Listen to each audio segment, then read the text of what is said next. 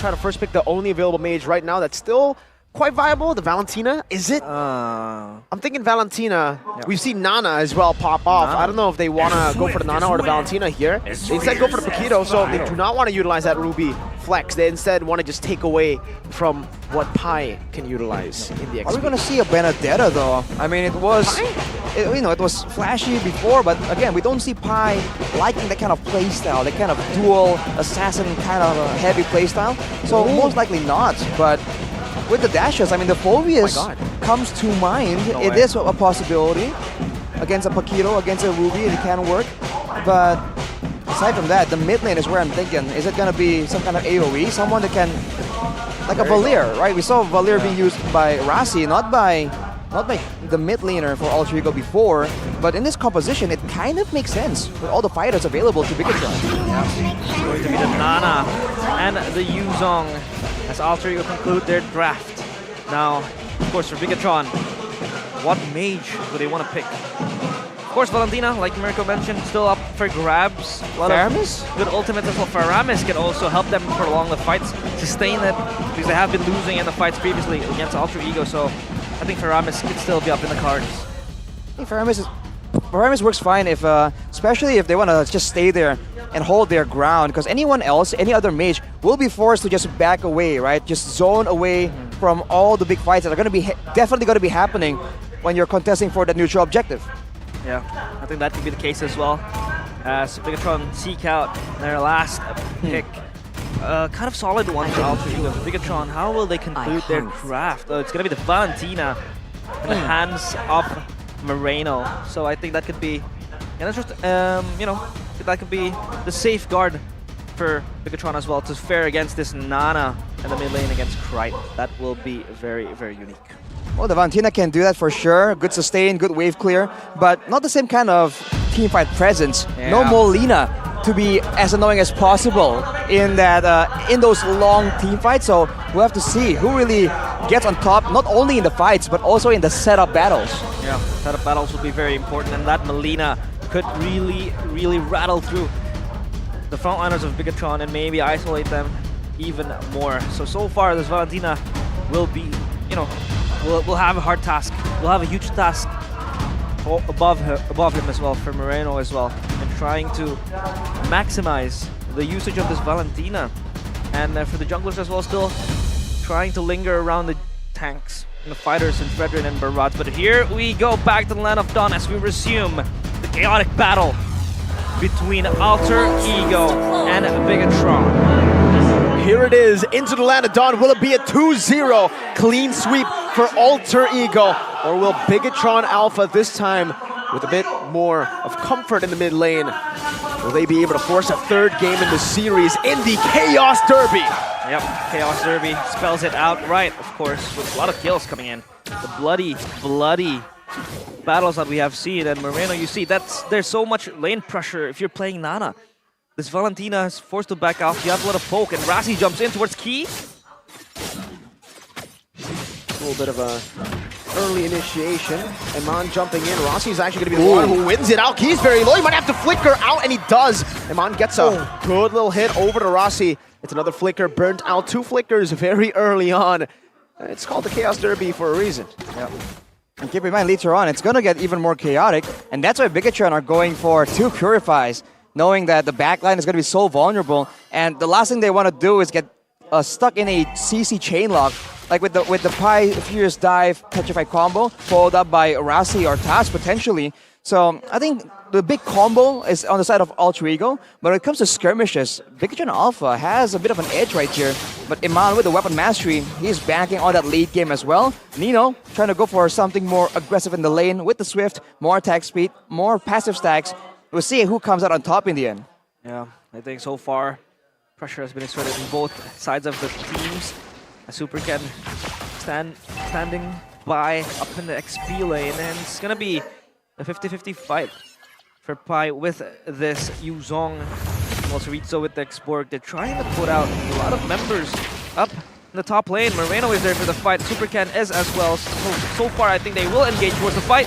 Tonton is welcome. throwing it in over to the wall. Rossi with vengeance onto the back line. Ceru with the knockout strike. Rossi's really low. Will just get stomped on. Razor's breath and even a dive from Pi. But Bigatron Alpha win out of the skirmish. Now Key walking up, trying to look for that I'm offended. A good taunt to stop him from going for any more jungle for XP and roam. Taz pulled back now over to Ceru, but look at the damage coming through. Good knockout strike to get out of that ultimate. Krite still chasing. Oh, what a good snipe, the boomerang.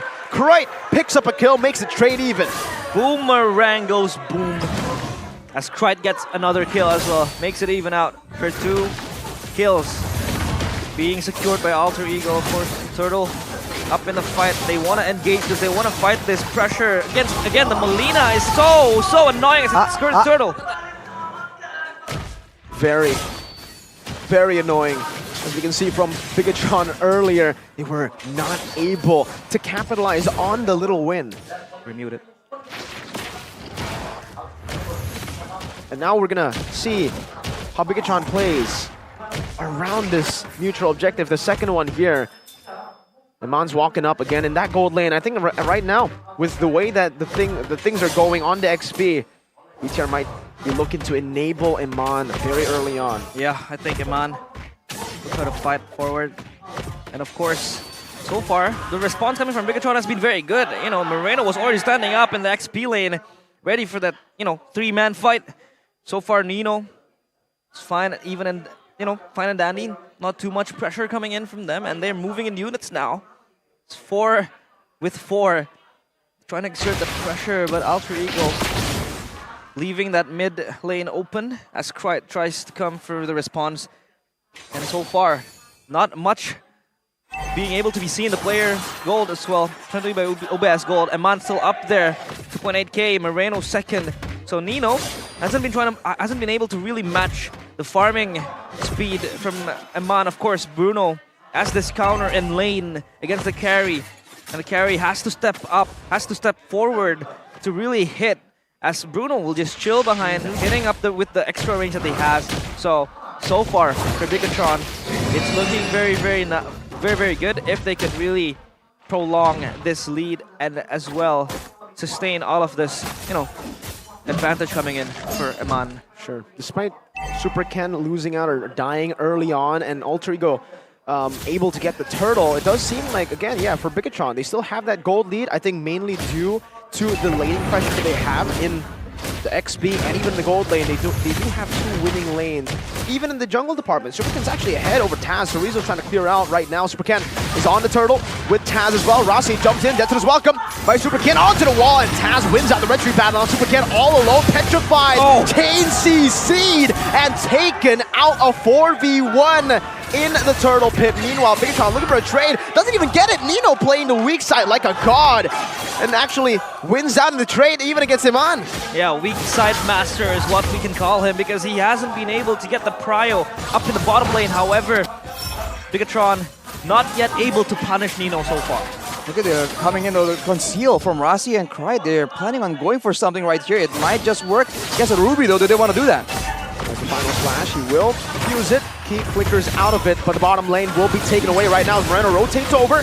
Goes for the stun, finds Taz, but the turret has been taken down. Now it's a deep dive from Rossi onto the other side. Ceru chases him down, finds a knockout strike to take the roamer. But Rossi is very happy to be the sacrificial lamb for Alter Ego. As long as Krite and Nino are able to escape, they should be all good here. Bigatron still holding on to the lead. Right now, they will be able to trade the turret back in the bottom lane. And Pi actually, interestingly, does not decide to push out that wave to take the turret down. Ceru should be able to clear out that wave. Yeah, so much pressure, of course. That wave has been stopped up top for Pi.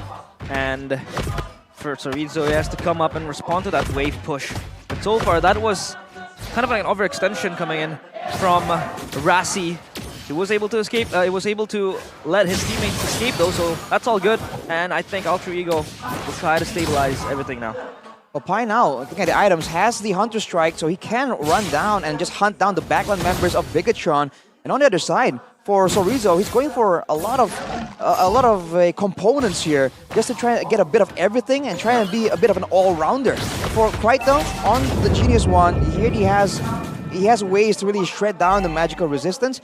Fortunately, he doesn't really have a lot of additional magical damage coming from the rest of the team, but look at Pi getting jumped on right now. Black Dragon form though gets him out very low. Pi is out of the fight already. He's gonna have to go to the wave just there, and Mon will be utilizing this, capitalizing with the siege. Nino able to get the golden staff, still farming alone in the bottom lane. This does give Bigatron Alpha an advantage, a massive one, to take the turtle. And it does seem like Bigatron will be able to take it for free. Alter Ego will just concede it and head over to path towards the bottom lane. Yeah. A little bit of a sneak peek with the hand cam as well from Taz. Can't be Samsung and new Galaxy A55G, but Super Ken will be able to secure the turtle. So no contestation coming in from Alter Ego, but Nino up in the bottom lane. They want to chase Rizzo down. And they are able to do so just a bit. Krite is all alone there, loses the passive. Rossi is still in the back line, isolated. He went in a bit too deep. Oh! Good escape from Rossi. Has to burn out his flicker, but it's A-okay. Now Taz is looking for an opening in the mid lane, dashes forward, gets a taunt down. Super Cat now, death is welcome. They want to burst him down, and they should be able to do so. All wow, that's a lot of resources onto Taz. And also a tier 1 in the mid lane. Yeah, soaking up all the resources from Bigatron. He does in the end though, but Alter Ego so far has been very, very proactive in the movements, and Krite almost loses his life, especially without the passive. So he has to be more wary now. The damage potential from the Molino Blitz, Nana's ultimate, is just so insane right now. And Moreno is doing a great job using it tactically, but so is Krite, man. He's been placing his spells down in the right exact moment to be annoying, to be detrimental to the plans of Bigatron. But Bigatron are maneuvering around it so well, and they can use Sorizo now to do what kind of gained him notoriety back then when he first showed up on the scene. The split push, the mobility. Pi, of course, can be more active in the middle of a fight, but Sorizo is constantly just pressuring again and again, making space for his team to get the prio across the map. Now Iman is the one doing what Nino did to him, but it's onto turrets, not onto members. Alter Ego played the team fighting game. Bigatron are playing the sieging game, man. 3-4 in 9 minutes. Low action in MPL Indonesia, and they're just eating turrets. Yeah, it's insane how they were able to get 5 turrets in the blink of an eye. With no Lord. Yeah, with no Lord even so far, because how we have seen Pi showing up the top side turret, and they were able to fight it all in the bottom lane. However, still, Bigatron with the turret lead and the lanes pushing out for them, it's going to really help Sorizo unlock this Paquito, sort of ceiling that could be used later on, especially in that late game. But Key with a pull towards Taz. Yeah, now the all-in as well. Ooh. But they do decide to back away. They've done enough damage to Taz. Super Ken will be holding on to the Lord now. They have a slow push built up top. And for Alter Ego, they will concede. This fight is a bit too risky for them to fight. This is the weakness of Alter Ego's draft. They have good crowd control, good damage, but only when they're moving forward.